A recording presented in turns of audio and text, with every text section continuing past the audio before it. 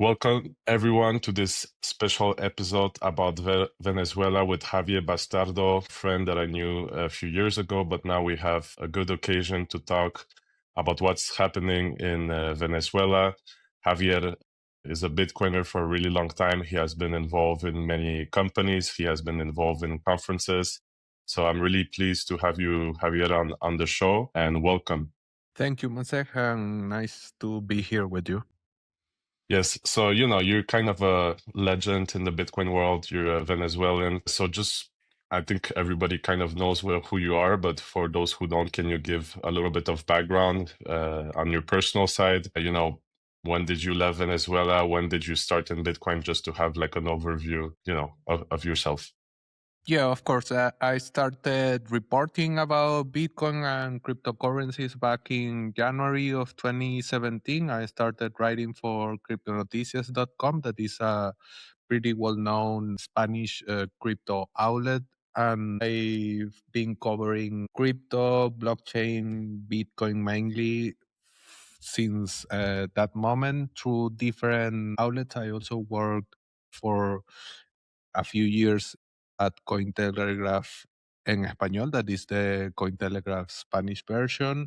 Right now, I'm writing at Forbes in the digital assets sections. It's mainly in English, but still covering mainly Bitcoin. And I'm currently working as a communications and PR manager for Bitfinex. And also in 2019, I created, I would say that in that moment, it was the first one, but Bitcoin Venezuela was before. So obviously, kudos to them. But we launched Satoshi in Venezuela. That was an educational project based in Venezuela, a Bitcoin only educational project with which was focused in helping people to understand how Bitcoin could be an useful tool among the destruction of the currency and the difficulties that people live through hyperinflationary context. And yeah, in general, always trying to know what is happening in Venezuela, even though I'm living abroad since 2023. And yeah, always rooting for Venezuela and trying to see how these technologies could help our people there. Yeah, I definitely want to talk about how the scene of Bitcoin and crypto and Tether will be involved once like the regime change happens for real. But just to give a little bit more context, like you had the chance to leave Venezuela in 2023, and I know it can be really personal. I don't know your personal story because I also have other Venezuelan friends that told me they will never come back to Venezuela after what happened to them. So, it can be really personal, but if you can give a little background, how did you do it? Is it available for anyone? How does it work? Yeah, I think that, and I said this to my friends, and I also posted on X that I'm not thinking of going back because it was a really difficult moment to decide that I was done with surviving mainly. That is what you do in a context like Venezuelan. And also, when I started writing for Forbes, I did my debut piece to say it in a way. It was about Venezuela. Back in the day, it was a corruption plot happening among the oil company for the country called PDVSA, the cryptocurrency watchdog called Sunacrypt. So I covered that with public information, things that were available online. It wasn't me on tapping this corruption plot, and there are some Twitter accounts that are part of a bot army that are aligned with the Chavismo, and they started circulating my face and my name, saying that I was a terrorist and stuff like that. So that was a really weird moment for me because, in general, obviously, I've been covering crypto and talking about crypto and Venezuela for many years. And even though there had some comments around what I've been informing or the way in which I do it, because I'm obviously pretty open against the Chavismo, but it was the first time that I felt that it was dangerous. So I decided that my time in Venezuela was over. And as I said, it was really difficult because my mom lives there. I have family and friends there. And I was, even in this context of hyperinflation and the destruction of our economy and our society, I was used to it in a way. But yeah, I finally decided that it was better for me to move out. And then, like, at the end, it's still my country, and I feel really happy of what is happening right now. And like, we're starting a new phase in our history. But for me personally, it's not like the place I would like to be raising children or even being there. I understand completely. I'm glad you got out safe, and I hope your family is safe too, and your friends, and that will be they will be safer more and more. Is it easy for, I mean, for you, you had like a work opportunity, so maybe you could apply for a visa, but I know there's a lot of, you know, Venezuelan immigrants, refugees in Colombia, all over South America, and probably for them it's a little bit harder. So how does a Venezuelan go out of his country? Is it depending on his resources, depending on his relationships that he has abroad? It obviously depends on the profile. Badly, the majority of Venezuelan doesn't have the opportunities that I have because when I left Venezuela, I went to El Salvador. Even though they asked us for visas and so on, it was really easy for me to apply and do my paperwork because I had lawyers and friends that helped me with the application and so on. And also, it was in the middle of a really important contrast between what was happening in Venezuela and what is happening in El Salvador. And you saw that El Salvador had really open arms from people coming. So, as far as you can do it legally and with your things well done, it's easy.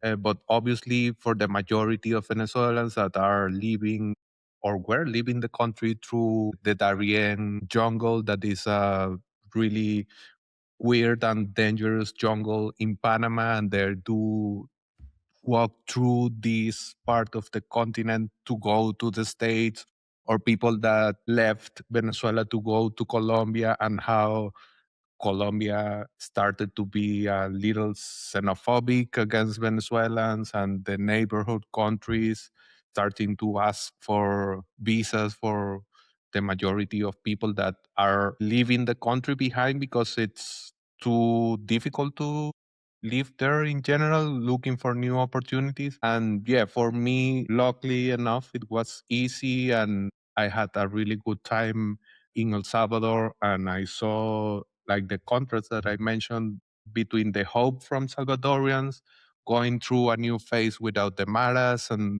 with Bukele leading an interesting and innovative approach to politics and gathering with technological people or trying to push Bitcoin as a way to make the country more known and so on. So it was a really easy, yeah, an easy option for me to go there.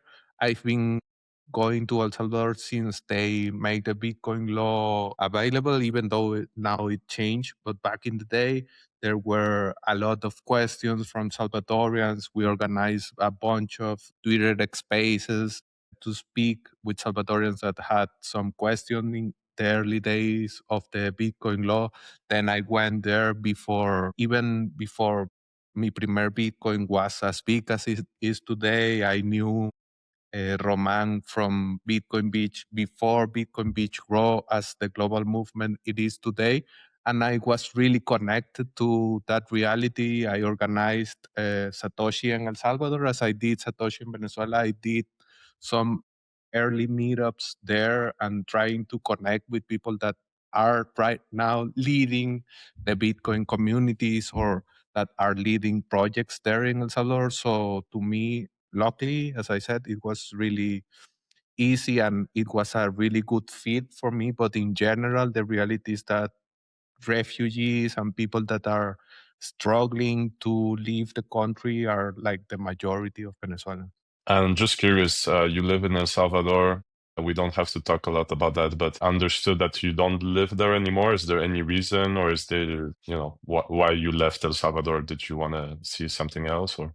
Yeah, for me, it was like my first option, and then we come with my wife to Spain. It's mainly because of trying to see different stuff around the world. It's an easier path to citizenship or a passport because I didn't apply for the freedom visa. For example, I don't have the money to pay for the freedom visa of El Salvador, and it took a little more time for us to be able to apply to the citizenship in El Salvador. So to me, it was mainly for those reasons. And also, it's a little, I wouldn't say that I wouldn't go back to El Salvador, but it's more a practical decision because my passport, and there's like the tricky part of being a Venezuelan abroad, my passport has only 7 years left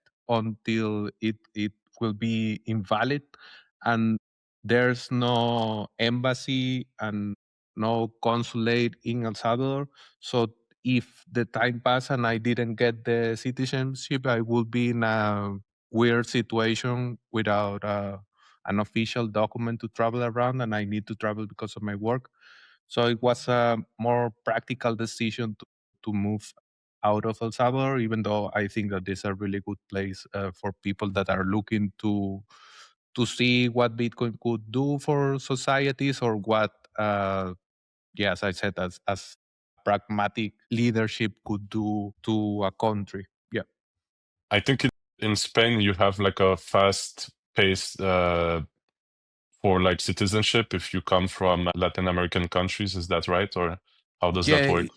if you come from an Hispanic American country, all the Latin American countries, you can apply after 2 years of legal and continued residence in the country, and there's some good ways for us to do it. So I didn't apply for a refugee status nor anything like that. It was a nomad visa, and it's costly because you need to pay for some lawyers because you want to do it in the right way, and there's a bunch of paperwork that you need.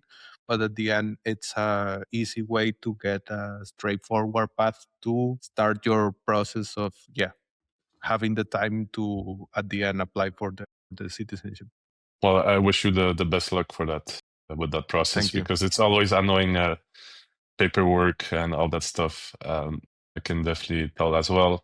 Although obviously I'm not in the same situation as you. Okay, let's jump right into it. On the 3rd of January, I was actually still late at night here in the Americas. So it was like around 1 a.m., 2 a.m.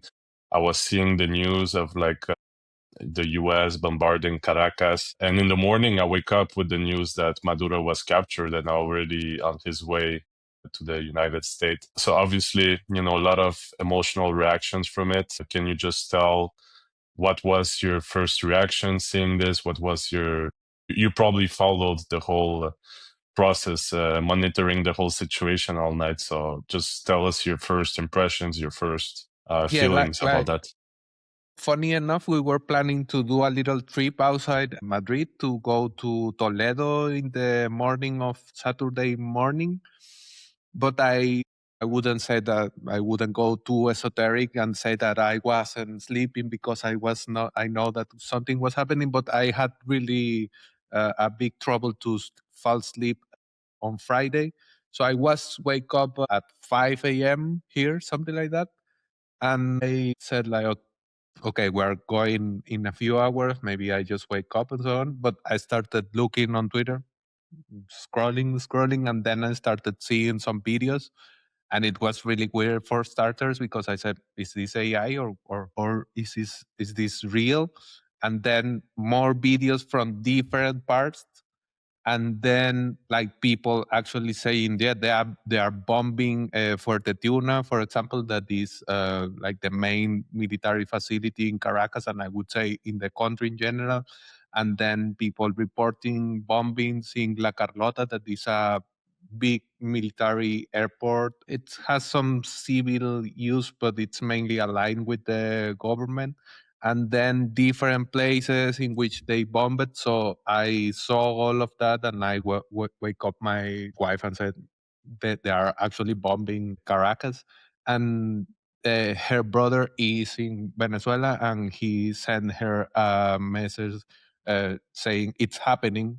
So obviously, for us, this is something that we were expecting in a way, but it was unclear when, because since the states start putting all the chips around the Caribbean and escalating the tone about what could happen to the regime if they keep doing what they were doing and so on, we were like expecting something to happen besides only the presence of the military corps from the states and so on.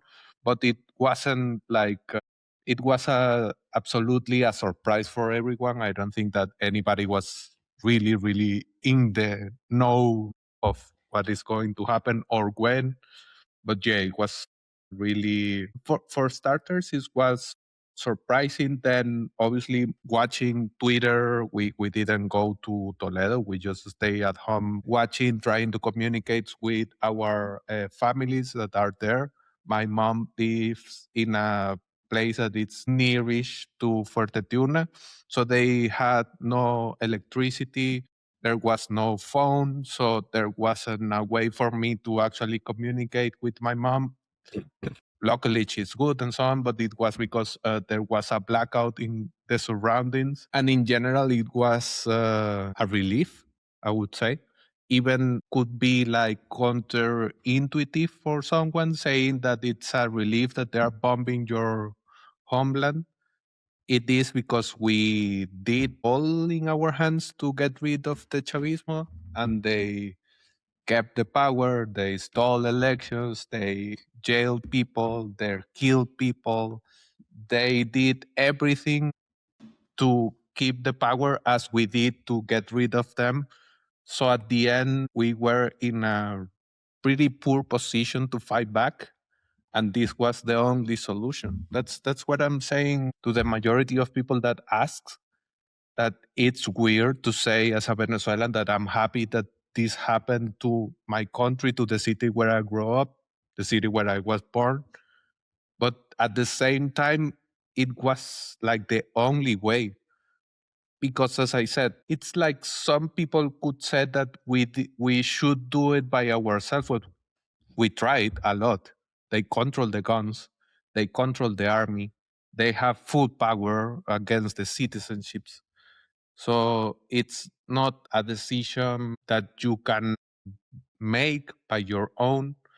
And even though you are giving up your sovereignty, it's a good deal, I would say. And it's starting. We are not sure of what will be the future for the country, because there are some comments coming from the Trump administration about that they are going to be in charge of the oil of the country and so on. But still, we have Chavista in power in this early phase of this new part of our history. And it's a little bittersweet, because if you see the Venezuelan history, we were like the leading force of the liberation of Latin America in general, with Simon Bolivar and all the independence fights and wars that were in many of the Latin American countries. But I think that those times are gone, and a long time ago. And badly, we are in the middle of the new development of the Monroe Doctrine from the States. So yeah, it's a relief, I would say. In short, it's a big relief for us. I think for Bitcoiners, it's especially hard to.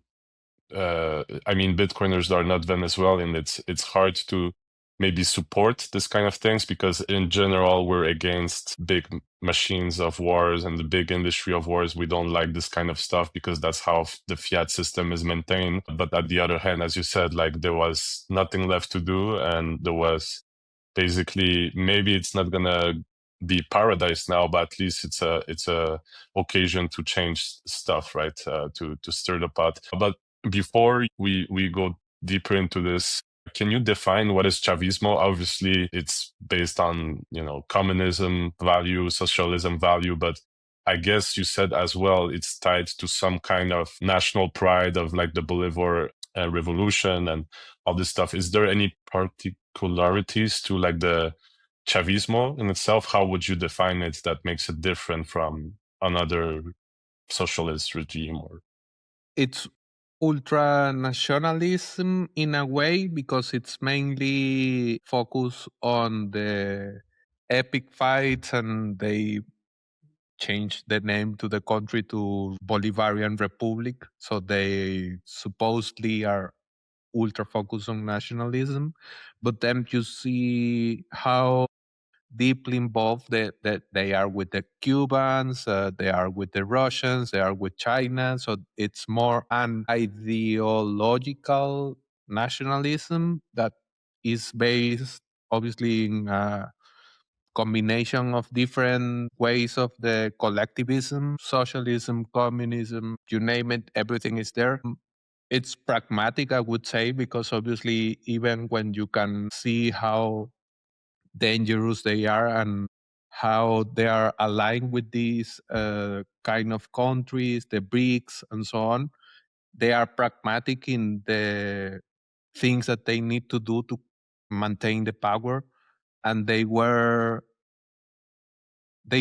took advantage of the deficiencies of the democracy, because when this started, it started with Chavez. That's why it's called Chavismo, because it's focused on the Chavez figure, and they were really popular because before the Chavismo there were like two main parties changing the power between them, and people felt that they were excluded of the political game, and they felt that they were really poor. Badly, they didn't know that you can be even poorer as people is right now. But back in the day, they were tired of seeing the political elite so far of what normal Venezuelans were suffering in that moment. So this Chavez guy came and did a coup. He didn't have enough support to actually complete the coup.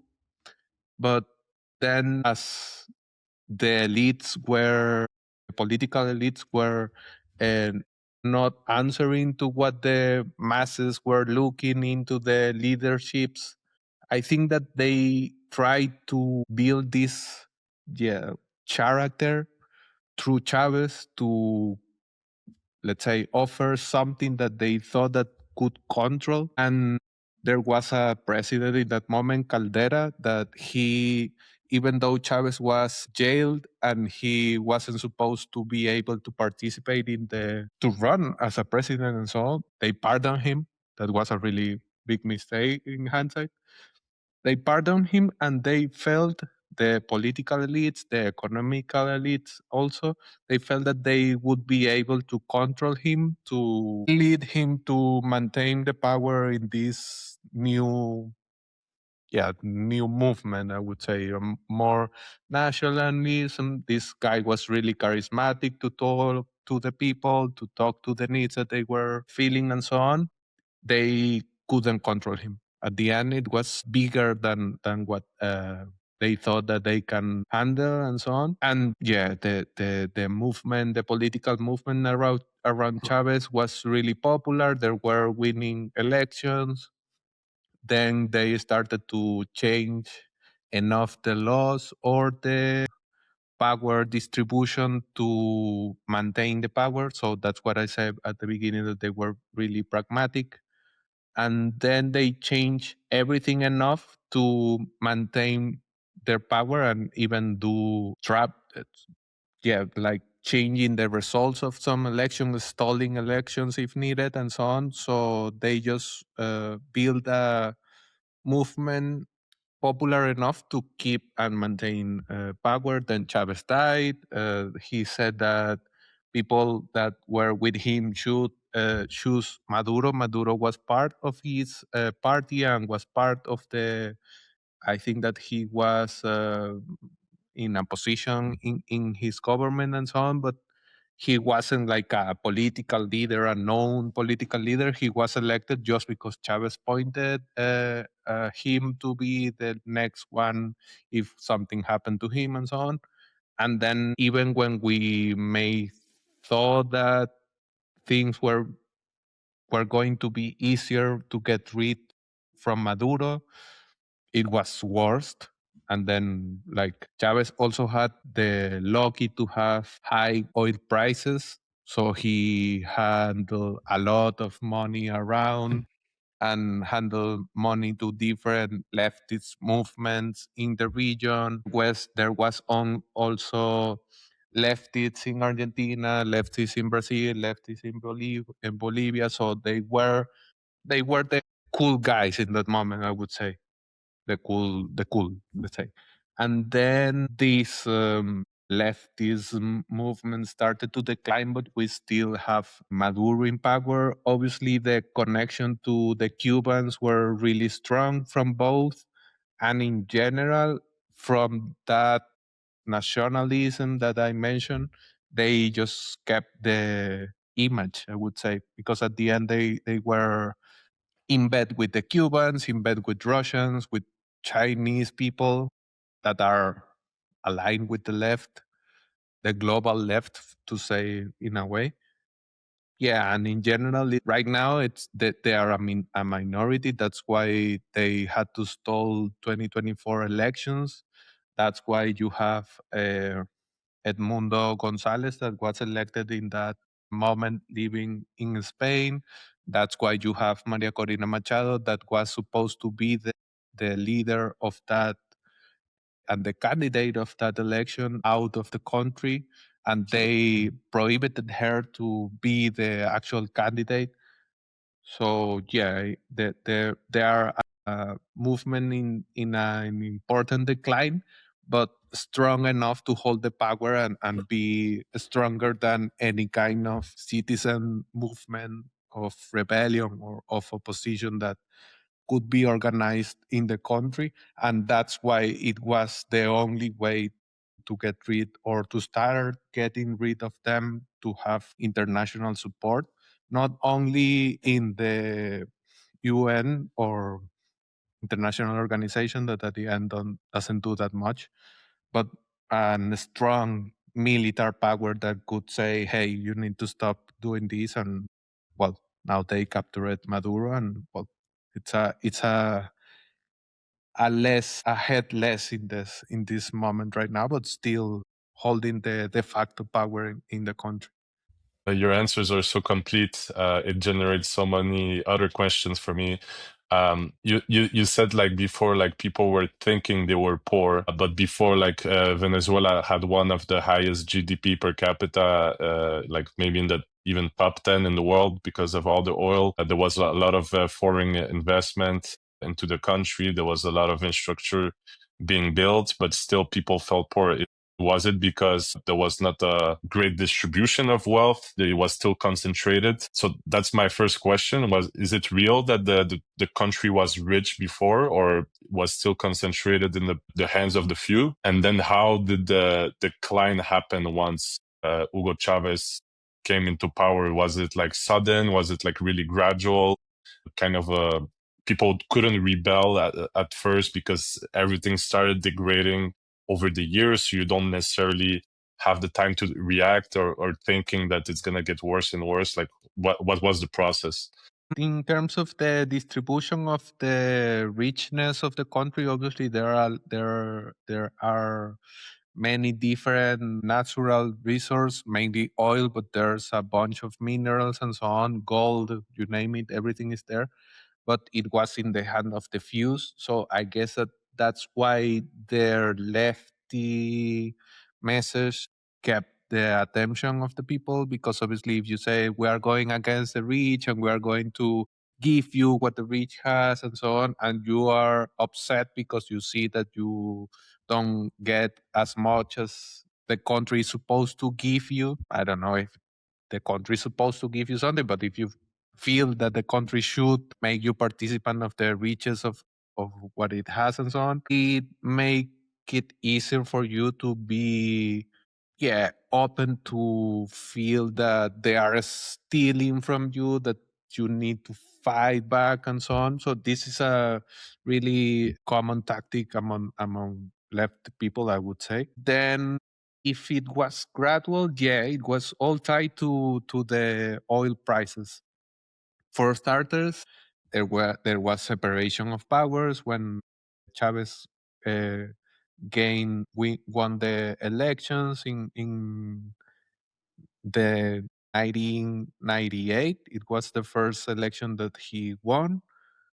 There was an institutional power division and so on, but he he started to change that to maintain power for a very long time, and then it was all tied to the oil prices. If oil prices were high, and it was a really good moment for the oil industry all around the world, he managed to create a lot of social projects to use the oil money to help people. And this need to be on quotes, because obviously he did spend some money on people, but they also stole a lot of money. The Chavez family, they went from coming from the countryside to be one of the richest families in the country. And that doesn't happen just because you are president. And then when the oil prices started to normalize, you started to see the failures of things. And I would say that Maduro paid the bills, because Chavez died in 2013, I guess. And Maduro took power, and oil prices never took back to the $100 that Chavez had for many years. And then the Chavismo is not like a monolithic movement. They are aligned in the ideology and the belief that they have and so on. But they have plenty of different power factions among the group. So they started to steal worse and worse. So there wasn't that many money coming from oil. There was a lot of people trying to stole as much as they can, and then it was worse and worse for people. They try to solve, or I wouldn't say that they actually try to solve, but they use the depreciation of the bolivar, the printing machine of bolivars, to actually control in a better way the citizens of the country. So if you are worried because the money is not enough for you to pay your bills or even to eat, you aren't going to be worried about transition in the political movement and democracy or whatever you are trying to survive in your daily life. So they use the inflation, the hyperinflation, as a way to control people when they didn't get enough money to give through the social programs that I described before. They started to actually use inflation as a way to control people. So if you are going to be mad because I don't know, they're they are stealing some elections, well, we are trying to distract you, making you poorer. So yeah, man, it was a gradual process. But then when you start to realize how poor you become, and how difficult it is to pay for stuff, or how destroyed the savings that you had are now because you saved in bolivars, that the people started to get really upset, and then they started to be more violent and had more political prisoners to be more stronger in the repression side of things against people that started to manifest against them and so on. So it started to be really, really violent from the regime against the citizens. Yeah, I think Bitcoiners use a lot the example of Venezuela, of the danger of inflation, hyperinflation. There's some kind of famous images of like a woman making purses or stuff out of the Bolivar bills, which is quite fascinating. I mean, it could happen. It happened many times in the history. It's just another more modern case. I think that's gonna like launch us into more the discussion about Bitcoin and stable coins and everything related to the economy. But before we do that, you said Maduro was removed. In my view, like it was almost uh, too easy to to believe that it was something real because it almost basically no casualties on the American side. Few hours and Maduro was already in the United States. And as you said, he was removed from power, but the interim government at the moment is basically the same cabinet, right? That was under Maduro, and people were talking maybe Edmundo Gonzalez should jump in right away as a president, but that's also can be dangerous because if you just destroy the whole structure in one moment, it can lead to civil wars. It can lead, to violence. So, do you think that's the right strategy at the moment to keep the interim government as it is to like have a transition, or is that dangerous? You think, or is there a better strategy? What's your opinion about that? Yeah, Edmundo Gonzalez and Maria Corina Machado, that are the opposition leaders that won the last elections. They are good leaders for peaceful times, but we are not in a peaceful time right now. And they are good leaders in the popular side of things because they had a really big support from people that are upset and are tired of the Chavismo, but they are not a good choice to lead this moment of the transition, and that's really clear because the Chavismo have the guns, they have controls on the army, they have all the de facto power in the country, so it would be really naive to think that the opposition is prepared in a way to deal with that, even though all the citizens support the change of the regime and so on.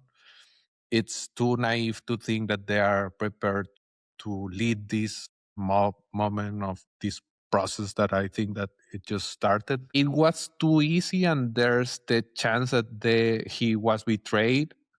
There's two options or two scenarios that I think that are the most feasible. He was betrayed, and that's why you have Delcy Rodriguez that is a faction of the power. There's Delcy Rodriguez, his brother. Then you have Diosdado Cabello and the military. Then you have Maduro that is out of the picture. So there's a chance that among these different circles of power inside the Chavismo, they betrayed him. And the other option is that he knew that it wasn't possible for him to actually survive or to be out of the movement that the states were planning. So he just gave up and said, I'm going to collaborate. I'm going to be a leading party in the confessions on the criminality and the drug dealing and all the things that the states are saying that Maduro leads the cartel and all that. So those are like the main scenarios that I think it's more probable that he negotiated a part and the Rodriguez negotiated their part, and this is the final deal. So it's too speculative to try to understand what happened, but at the end it's the important part is that they actually captured Maduro, and that as you see in the communications, even with Delcy's, that is the interim, the girl that they left to lead the transition, even when she internally saying that they are going to fight against the empire, that they want Maduro to go back and so on, she's doing anything that Trump is asking to. So it's plausible that she was the one that did I don't know. Like it's good to try to elucubrate around it, but I think that it's difficult to know. We are going to know if we know in any time it will be after some years, and then yeah, I don't think that it will be wise for the states to try to leave the opposition leaders to lead this phase because, as I said, they hold the guns. That's why you don't see people in Venezuela celebrating. You see people outside Venezuela celebrating in different cities where we are living right now. But inside the country is difficult because they even created a decree in which it says that they are going to jail you if you are part of the ones supporting this attack against Venezuelan sovereignty and so on. So they are actually holding the de facto power. That's something that it's important to understand. Like it's a first phase on this process that we hope that won't take that much time to actually remove the Chavismo from the power, but at the same time, it is really difficult to believe that the opposition is ready to fight against those that are holding the de facto power and not only fight but survive. Because yeah, that's why Maria Corina left the country. That's why Edmundo left the country. That's why there's a lot of people that are still in jail because they celebrated the elections victory, but the Chavismo stole it and then started jailing people. So yeah, it's a really difficult moment right now for the opposition leadership. But I would say that at the end they are going to be part of the next phase of this process. Yeah, hopefully everything happens without violence. I think that's the most important thing. Great. Well, I think that's the right time to. So I want to give a personal comment. I just feel like, for example, the way I see Maduro, he looks kind of. I don't know if it's just a personal impression, but he really looks kind of dumb, almost like sympathetic in some kind of way. I don't know if it's my impression. He always was kind of this sort of puppet, not a real dictator that was driving everything. Am I right, or is that just maybe I interpreted in a wrong way? Is that Maybe like how people? if he had a career as a comic, could be more successful instead of a dictator. I don't know, but yeah, he had this goofy personality, or he project this goofy image to the world, but still being a dictator.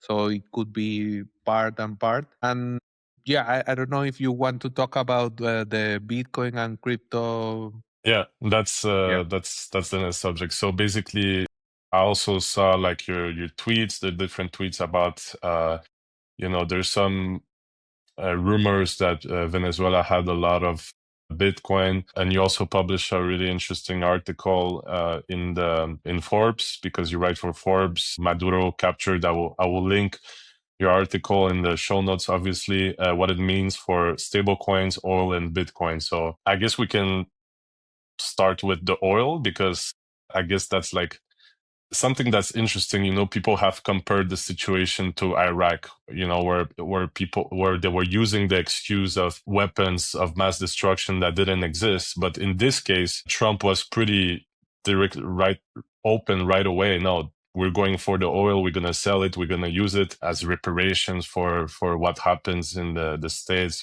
because of the drugs and everything. So yeah, I guess what's your view about like the whole oil industry? How it will impact the whole energy markets? Yeah, what do you think? Yeah, for starters, like the oil industry in Venezuela was mainly built by the states, by different companies coming from the states. So back in the day, they were like the main partner of Venezuela. So that there's that first part, like it's a really important link between Venezuela and the states because of the oil industry. Then you had the Chavismo trying to pitch their anti-imperialism and fight against the states and so on. So obviously they started to align themselves with the Chinese, with the Russians and so on, and even giving away oil to the Cubans, support Cuba because they are ideologically aligned with them and they want to support Cuba and so on. There's a lot of debts between Venezuela and China, and we're paying China with discount oil 20-30% under the market price. And there are some oil fields that are being exploited by Russian companies because we also own some money to them. So the way to pay is through oil. You can say that there's a capture on the oil industry that is operating under the normal rates that it should be. We are not producing the amount of oil that we should be doing. And even in that situation, we are giving our oil to these kind of allies that are just using the Chavismo as a way to get cheaper oil and then cheaper energy. So to me, I'm not that sure that it will be easy for the states and the American companies to start producing more, but I think that they are capable and they know the oil industry of Venezuela enough to be a better ally that will be impacting in a positive way Venezuela. So it will take some time, but I guess that that's a better partner than China or Russia or whatever. Then what could happen if the Venezuelan oil starts to get market and be sold in normal rates and so on? It could help to make the oil prices globally cheaper, and that will impact the energy markets, and energy prices are supposedly going down as well. And that could help to have lower inflation in the States, and that's part of the positive effects that this could have for the states. In the same equation, it could be impacting in a positive way to Venezuela. Something that the Bitfinex analysts commented in a recent comments that we share with Cointelegraph is that it could also impact positively the Bitcoin mining industry as you make energy prices cheaper. You could have cheaper energy to mine Bitcoin. So that's another positive impact from this oil supply liberation that could happen if there's a bunch of different conditionals there. But if this happens in a smooth way and this actually happens through investment from the states and the American companies, there's a bunch of different positive impacts that could have. Right now, the oil industry in the countries is really poor. It's in a really poor situation. I think that the Chavismo were really dumb, I would say, because that's your main way to survive. That's your main resource, and you don't invest enough to actually have a good oil industry. It's like, what's the logical process there? Why aren't you trying to have the best oil industry that you can have, even for your own purpose and your ideological allies and so on? It's weird to me, but yeah, it's in shambles right now. So there's a bunch of investment that needs to be done. There's a lot of changes to the different laws that needs to happen. So it is aligned to the change on the regime. It's not only getting rid of Maduro, but also getting rid of the Chavismo's laws and all the things that are making American companies or oil international companies investments really difficult. So there's that. But if everything happens as Trump it's been describing, and we start to see some international capital landing in the country to make the oil industry better, then all these different positive impacts that I described could start happening. Yeah, I think Canada should be worried because if there's a really a lot of supply of crude oil entering the market, that might be really impactful for Canada. And yeah, I saw a TikTok of a guy from Venezuela saying like, what do you think about America trying just to steal your oil? And he's like, well, China and Russia are not in Venezuela for the recipe of the arepa, right? They also here for the same thing. So in the end, it's just a matter of umpires fighting for stuff. So that would be definitely interesting to see. As you said, probably maybe they couldn't even support the oil industry as they wanted because a lot of talent, a lot of engineers left. So probably it was harder and harder as people were leaving and the situation worsened. You also in your article talk obviously about potential dollarization of the country, like people being able to open bank accounts abroad, dollars entering the market. But I think this started years ago in Venezuela, because when people are hungry, they are gonna actually learn ways to survive way faster. So I know there's a lot of stablecoin adoption in Venezuela, Bitcoin probably as well. You probably know a lot about this. How do you know how did it started when people started getting interested in all this thing, and are people more educated, would you say, on how to use stablecoins, on how to use USDT than the average in the world? How did you see the evolution of that? Yeah, I would say that badly for us Bitcoiners, it's not as dominate by Bitcoin as it was in 2017 or 2015 or something like that, because back in the days, stable coins weren't that popular. And in that moment, we had a really high inflation. So people were looking into ways to hedge against that inflation. But there's a bunch of American sanctions against the country that also affects the banking access for the citizens. I think that those sanctions were really well placed because at that moment you are trying to or eliminate the regime to be able to move the stolen money around the world, but they had ways to circumvent it. At the end, the banking exclusion and so on were mainly suffered by the citizens. So they were looking into ways to hedge against the inflation. There weren't stable coins, there weren't USDT wasn't as popular as it is today. So the main way in which people were hedging against the inflation was Bitcoin through local Bitcoins. Local Bitcoin isn't in the game. I would say that the really important moment for USDT adoption and in general stable coins in the country was when Binance started to allow stable coins to be used in the P2P market to exchange Bolivar for USDT. So they start to do what local Bitcoins wasn't doing. And I think that they even didn't want to do because they were successful enough with being early in the game. They didn't want to hyper complicate their business, so they was just a Bitcoin to fiat platform.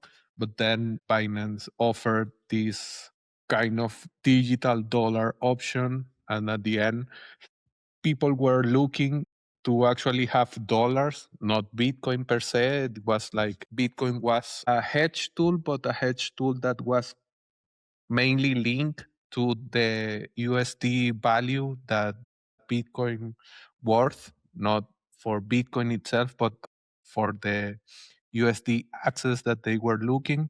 And then you had this crypto dollar access through a similar platform that was Binance, and then different exchange came to the country. Then you have different P2P platforms trying to bring the same stable coins access. And I would say that, yeah, then from 2018, 2019 to this moment, you have the stable coins and mainly USDT as the main hedge that the people are using. So it's a way for Venezuelans to get rid of bolivars, because the bolivar inflation still maybe is not as bad as it was when people were talking about Venezuela as a crypto nation and so on, but it's still there. So obviously people kept using and kept learning. So I would say that, yeah, probably there's a bunch of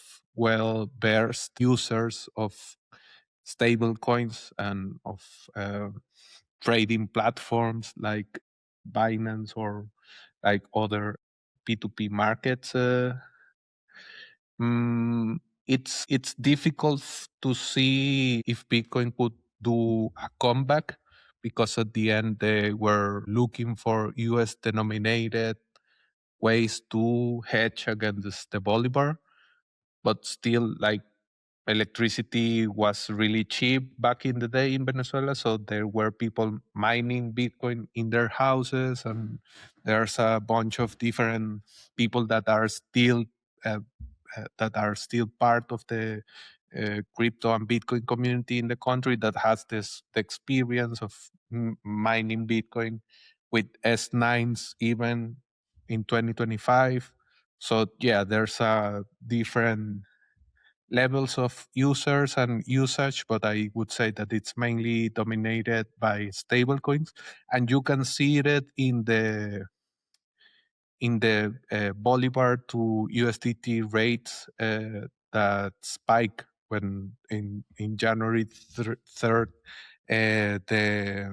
the bombing started, and when they announced that they captured Maduro, there were like 40 to 50% of prices rising. The USDT to the Bolivar to USDT rate rise a lot, and then even for a moment it was almost double compared to what was closing on Friday. So yeah, it's really tied to the economy of the country right now. Remittances that are a really important part of the economy are not going through banking rails. As I said, it's difficult for Venezuelan to have American bank accounts. Those that have that American bank accounts aren't the majority of people, so it's easier for a normal user that doesn't have a bank account to use stablecoins, to have a Binance account and use his stable coins through these kind of things. And in a way, these tools, USDT, Binance, are banking the Venezuelans in the way that they are trying to be banked, that is in a USD denominated, checking account to avoid the inflation. That is like the main thing that they are struggling with. And yeah, I think that even if the states lift the sanctions and it becomes easy for people to actually use dollars, the normal dollars, no crypto USDT dollars or whatever, they're still going to use stable coins because they are cheaper, it's faster, you can send money abroad almost instantly. You don't need to wait for the confirmations and so on. So I think that it will be, if lifted the sanctions and people start to actually have access to normal banking, they're going to still use stable coins, that they're going to be like an hybrid way of dollarization, because we have a de facto dollarization right now. You can pay with dollar bills, you can pay with Binance Pay, you can pay with sale from Bank of America, whatever. But I think that every kind of different flavors of dollars are going to be there. Interesting. And apart from like the peer-to-peer tools like Binance, what tools people are using? Because I imagine maybe like hardware wallets are not as common there. It's hard to import them. So are people using some special wallets? Is there anything that is really popular? I used to work at Bitrefill before. So I heard a lot of stories also of people, instead of doing RMSs, of doing remittances, paying directly for example, phone credit top-ups, right? So are you the tools that people use? How did they learn how to use it?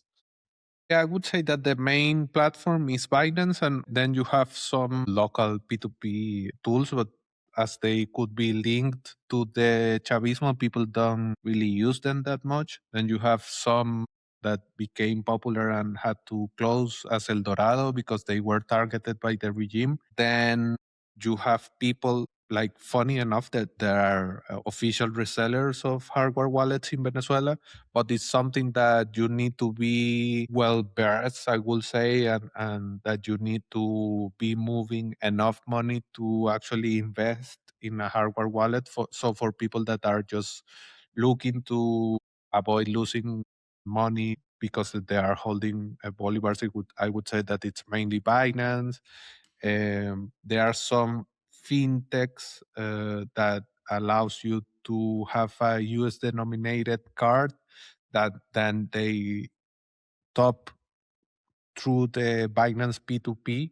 So that's like another way in which they are using the dollar denominated accounts that are like fintech solutions that are working with Venezuelans, that they can top up with Binance, exchanging their USDT through this. And then you have people that are doing remittances and so on only through USDT. So if there are some people using one of these different P2P local options and so on, they really don't care that much, because at the end, what is important is to actually move the USDT crypto that you have to spend it in the local markets and so on. So yeah, it's mainly Binance, and it's the same in the rest of the region. Even in Argentina and Colombia and so on, you have some local companies that has a good market share, but the main market share is Binance, and it's You said like some exchanges got persecuted by the government, but also the government was involved in crypto project. There was the Petro crypto stuff. It's been a long time ago, so I don't know exactly what happened with it. And there is some rumors that the regime or the government has like a bunch of Bitcoins. But then I saw you commented about the article of Mauricio Di Bartolomeo. He's the co-founder of Ledden, a really respected company, and also like he's obviously has a, I think, similar position on you, but he's saying basically this whole rumor that the government has Bitcoin is probably false, or probably they don't have as much as people are saying. What's your view on that? What do you think? from the Petro, for example. They announced that this is a pseudo shitcoin. I would say that it's obviously a shitcoin. They were supposed to back it with, first it was oil, and it was a basket of minerals plus oil. Then they simply didn't waste that much time saying what is supposed to back it, and they kept using just as a unit of account. It's supposed to worth $60 per Petro. Nobody really used that. It was an absolute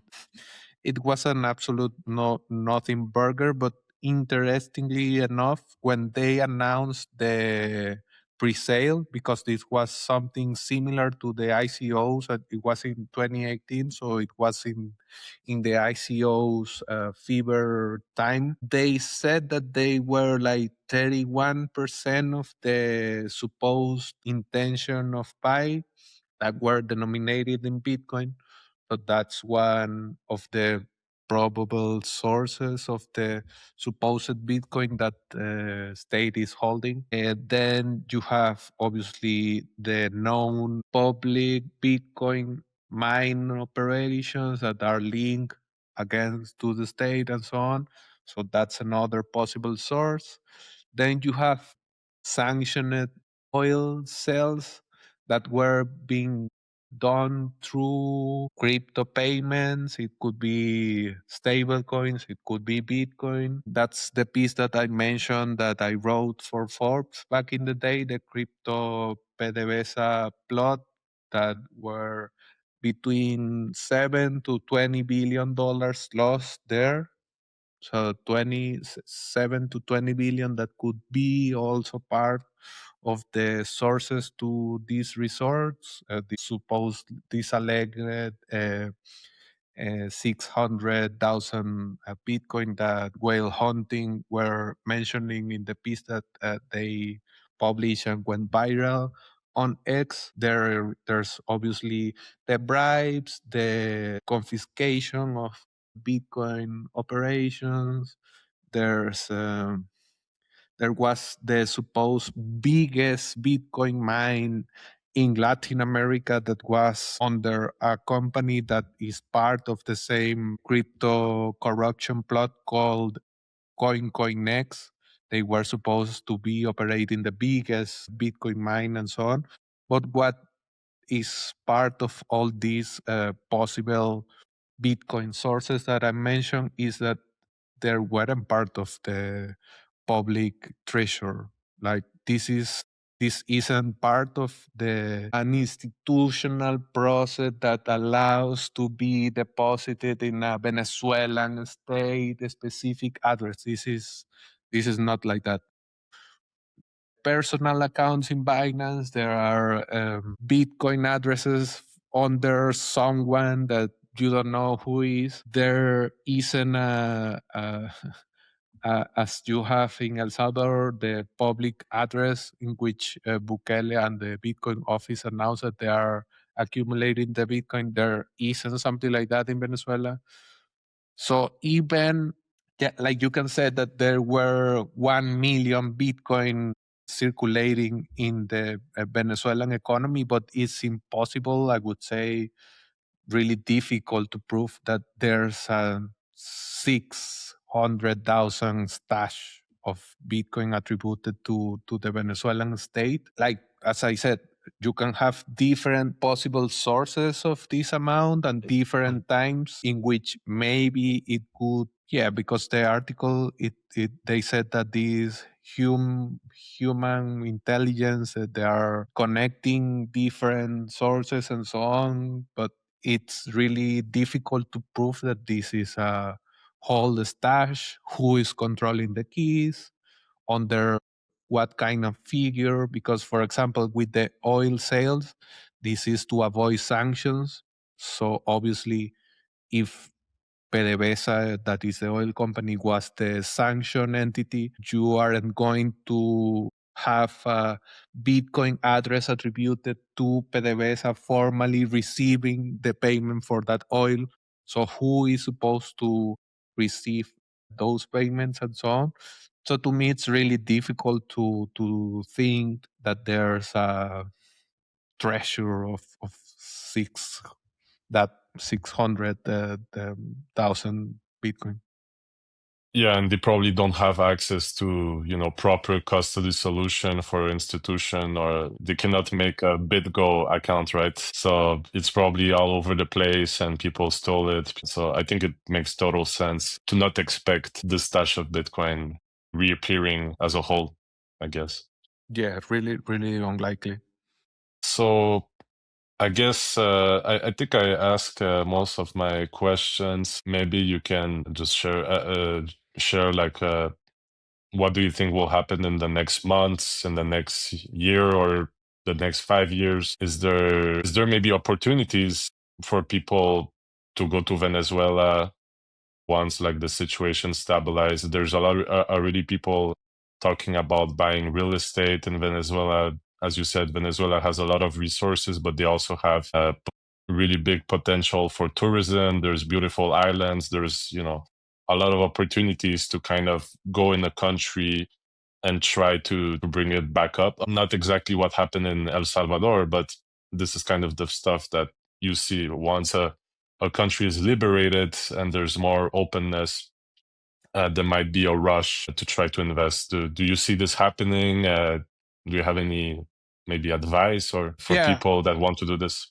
yeah, I think that is a risky move right now, but obviously the bigger the risk will be bigger the profit that you can make. So if you feel that it's a good moment, it's starting the process of the transition. If it happens, I don't know, in the next 18 months or something like that, you still have 18 months to have good return on your investment, but I would say that it's a really risky move right now because there are more or uncertainties than path of on how this transition will happen. But obviously there's real estate opportunities, there's the Bitcoin mining side of things that before they started to confiscate Bitcoin mining equipments back in 2023. Before that, because they were doing that, but then there was like a couple of years in which Bitcoin mining in Venezuela, as the energy is really cheap, was really popular. So there's another possible line, and I know people that are really capable in technical terms that could support you and so on. But as I said, it's really a risky movement right now. Obviously, as I said, the bigger the risk, the bigger the profit that you can make and so on. But take in mind that, no, that like it's unclear what is going to happen, how long it will take, if the Chavismo is really going to change, because they negotiate, they sign agreements, they do a lot of stuff, and at the end they kept being the douchebags that they are. So yeah, there's also that. Maybe this time is different, and yeah, on what has happened on January 3rd is really different to what we had before. But just to be really careful, because it could be a really interesting play. Still is an area that is constantly changing and that you need to be monitoring. And my advice in general is to reach Venezuelan people and try to have Venezuelan feedback instead of just jumping into it, because it could be really tricky to actually buy real estate and so on. Then what I think that will happen, like I would like to be optimistic. So they are going to follow the roadmap that the states is going to build. And we are becoming a kind of Puerto Rico style of colony. I don't know, something like that, or a protectorate of the states. We're going to be aligned with the states instead of the Russians and the Chinese. That's really positive, I would say. In the future, I'm not sure how long it will take, but I'm supposing that we are going to see new elections. I don't think that Trump is going to just handle the country to Mundo Gonzalez and Maria Corina, just like, yeah, you won that elections and you are. I don't think that it would happen, and I also think that it will be better for the credibility of the possible leadership that is coming after to be actually elected by the people. And I don't think that the Chavismo stand any opportunity to hold the power in fair elections, because we already proved that they are the minority, and they are. It's a dangerous movement because they are in decline. They have really violent people and so on. But if we are smart enough and we play our cards in a right way, I think that it could be a really good moment, and we are building a good momentum to have a better country in general and better opportunities to the Venezuelan citizens. And yeah, be careful if you want to invest there. Yes. Well, I wish the best for Venezuela, for the Venezuelan people, for the Venezuelan diaspora as well. I don't know if some of you will come back eventually, probably, right? Because a lot of people left, but they might come back. Anything I missed in the conversation that you would like to add? I think we made quite a good. I know we could talk about this for hours, but I don't know if I missed something important that I didn't ask, in your opinion. No, I just think that Bitcoin and crypto wise, it could be interesting to hire some Venezuelans, obviously, because at the end we had the experience to use these technologies when where there is an other option, and also we have the knowledge of how difficult or how easy could adoption be. So it's a good human resource to have in a company. And where do you know any communities or maybe developers communities that people could hire, or any communities in general that people could look these kind of workers? We are mainly holding on X. So if you drop a who is Venezuelan and is working on, I don't know, Rust, you are probably going to find someone, and probably it's already using crypto, Bitcoin, and whatever. Okay, that's great. Well, Javier, thank you so much for this conversation. I think, as a Bitcoiner, it's always hard to, be supportive of big military intervention in general, but by understanding the complex, background of all this, it's more understandable, and people need to understand it's not as simple. So thank you for clarifying that and giving a lot of your insights. Thank you so much. Thanks Any for the closing invitation, words? Maciej. No. Everything's good. Thank you. Perfect. Thank you so much.